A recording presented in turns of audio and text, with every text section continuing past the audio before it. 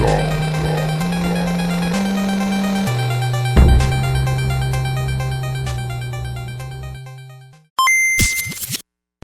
m'appelle Véronique Lacroix, je suis maquilleuse et perruquière et je dirige depuis 10 ans l'école de maquillage professionnel de Jean-Pierre Finotto.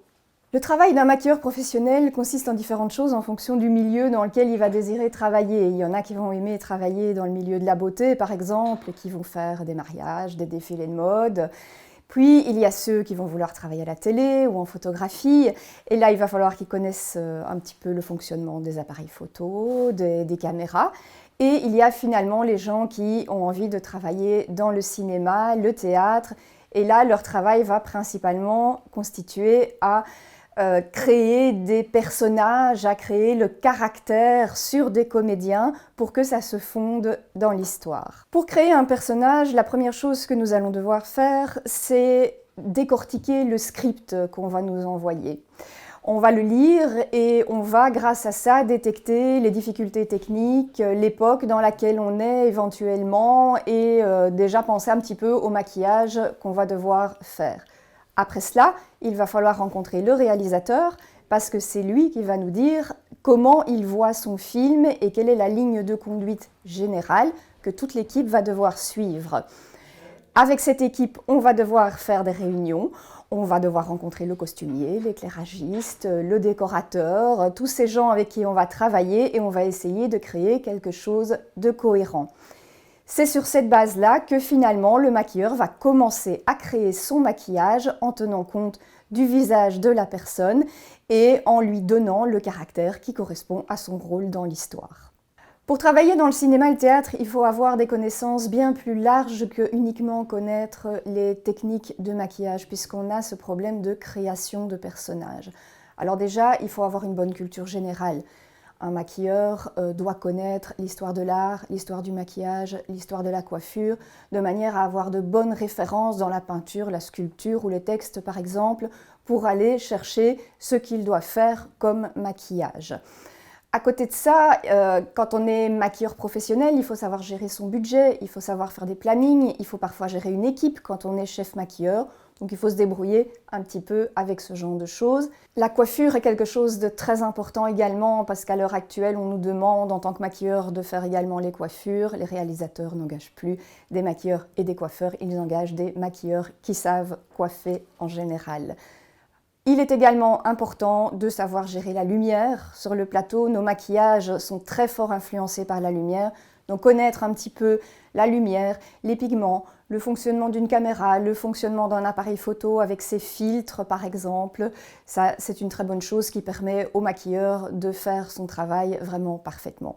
Pour devenir maquilleur à part entière, il faut connaître énormément de choses et du coup, il faut de préférence avoir fait une formation longue en maquillage. On évite les petits modules. C'est mieux d'avoir des bases sur toutes les techniques pour s'y connaître bien et pour par après pouvoir choisir le domaine dans lequel on va travailler et en connaître les spécificités. En fonction du domaine qu'on aura choisi, on se spécialisera et on apprendra les choses sur le terrain au fur et à mesure des années. Dans mon école, je propose des cours de base sur toutes les techniques de maquillage. Donc on va aussi bien voir de la beauté pour les mariages, pour les défilés de mode, que de la beauté pour la télévision, la photo, la publicité.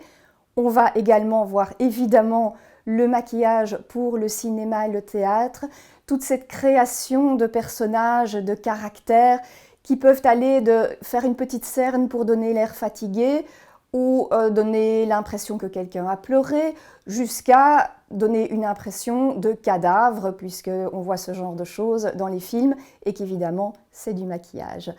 Il y a des cours d'effets spéciaux proprement dit, comme Mike est en train de nous le faire là derrière, c'est-à-dire à ce moment-là qu'on va utiliser des prothèses, on va utiliser des matières qu'on pose sur le visage pour en transformer les volumes. Et ça va nous permettre de créer des monstres, des zombies, des plaies plus ou moins réalistes en fonction du résultat. Je suis moi-même perruquière et j'aime beaucoup la coiffure, donc j'attache un intérêt particulier à un cours de coiffure, d'initiation à la coiffure que je donne à mes élèves pour qu'ils puissent par après déjà bien se débrouiller dans la fabrication de chignons, de tresses, de boucles et pouvoir recréer éventuellement des coiffures d'époque.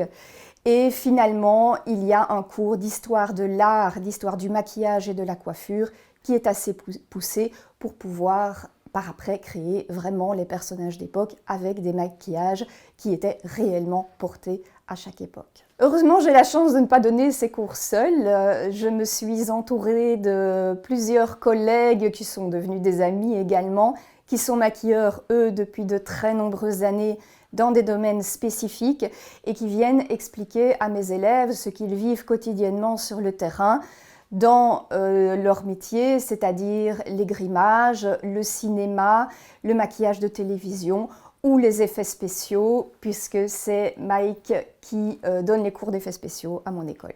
Mon école se trouve à Scarbeck, je donne cours tous les après-midi, c'est une année scolaire complète, donc les élèves ont plus de 500 heures de cours. Et à côté de ça, ils vont également sur des stages. Je collabore beaucoup avec les écoles de cinéma, par exemple, et j'ai énormément d'anciens élèves qui sont chefs maquilleurs au cinéma ou au théâtre et qui viennent chercher des élèves pour les accompagner.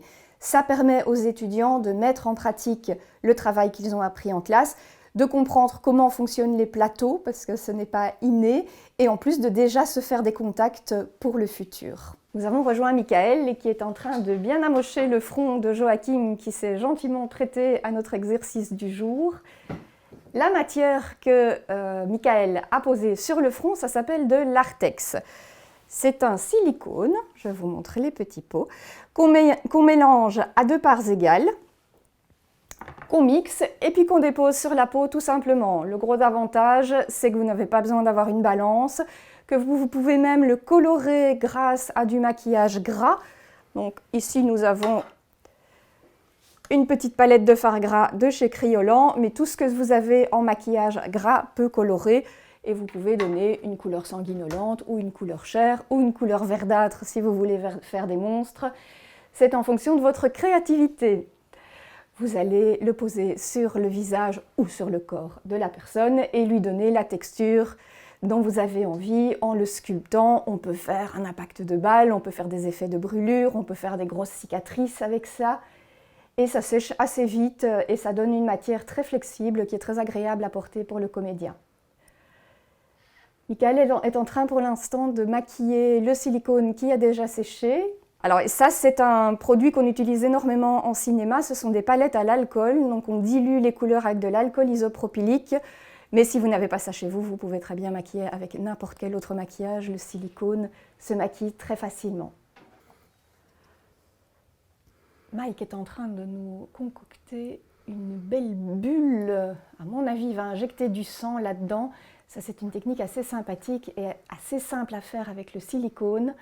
Parce que simplement en passant une petite palette par un trou, vous arrivez à facilement décoller le silicone sans faire mal à votre comédien.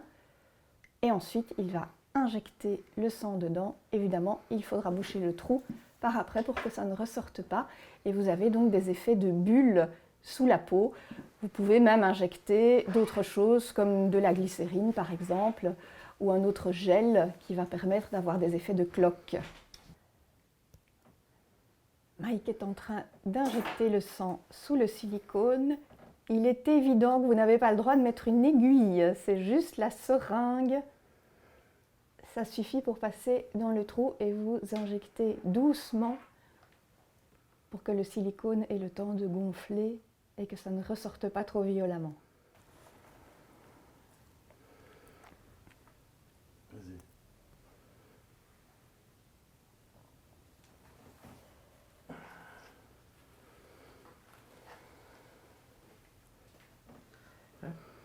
Évidemment, lorsque le sang a été mis sous le silicone, vous épongez un petit peu l'excédent et puis vous refermez de nouveau avec un petit peu d'artex pour que ça ne sorte pas.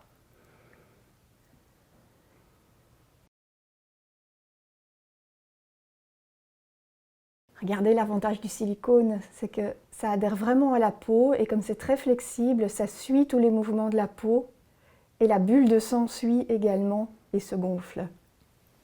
Maintenant, on va couper dans cette cloque pour faire couler le sang. Faites très attention si vous faites ça, évidemment, de ne pas blesser le crâne de la personne qui est en dessous.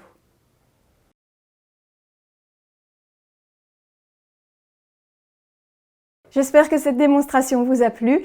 Si vous avez envie de refaire la même chose à la maison, vous n'hésitez pas à aller voir Patrick chez Hair Club, il vous conseillera pour acheter tous les produits nécessaires. Voilà, si vous avez envie d'avoir plus d'informations, vous n'hésitez pas à me contacter via le site internet qui s'affiche ici et je me ferai un plaisir de répondre à vos questions.